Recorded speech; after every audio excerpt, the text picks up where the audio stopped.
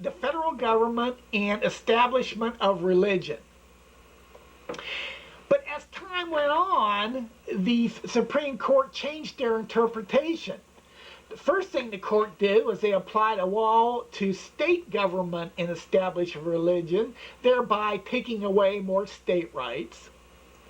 And then they went on to say no religious encouragement, even if indirectly, or even if provided indirectly. And then after that, the Supreme Court just went crazy, stepping over the states on religious matters. And now we've gotten to the point where secularism is now given government preference over all other religions.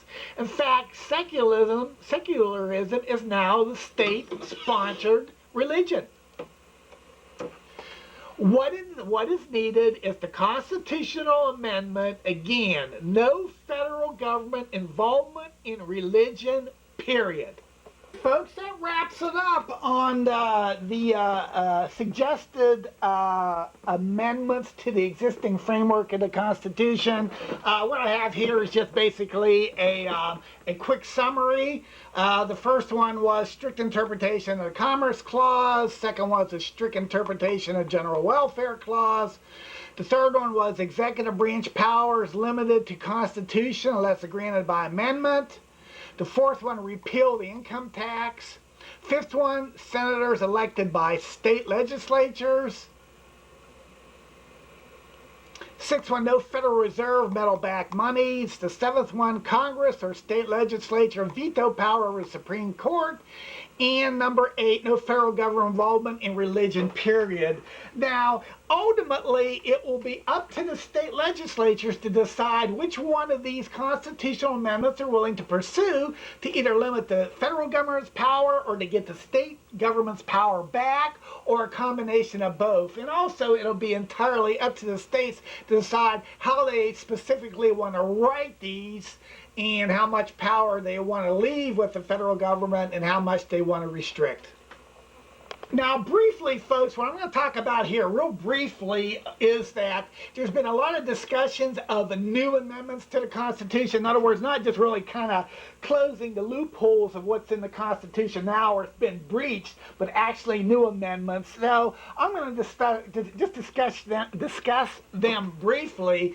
My thoughts is that if we close the loopholes in the existing Constitution, we probably don't need to have any new amendments, but I'm going to run through them quickly anyhow. There's been a lot of discussion about them. Obviously, the first one is the Balanced Budget Amendment, and I just put in this quote by Thomas Jefferson. It's so applicable. We shall all consider ourselves unauthorized to saddle prosperity with our debts and morally bound to pay them ourselves. I don't think federal government has read this recently.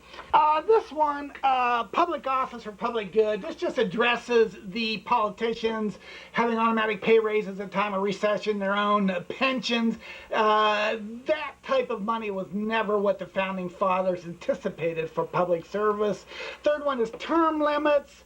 Debated and struck down by our Founding Fathers. There was a lot of discussion about that. And the last one is the Sunset Law.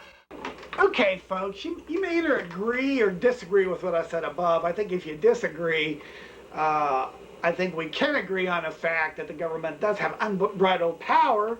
And, you know, if it's not impacting your life negatively now, it will be at some time in the future. If you do agree with us, let me tell you how this has to work, okay?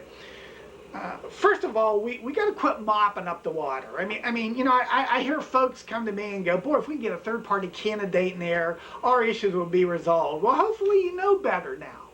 Power corrupts, absolute power corrupts absolutely. So it doesn't matter who you put in that power vacuum, they're all going to turn out the same. Now, how do we know that? Because it's human nature, and human nature never changes. So, first thing we got to do is we got to start focusing on fixing the leak. first thing is get yourself educated, folks. Get understanding the safety net. What our founding fathers said.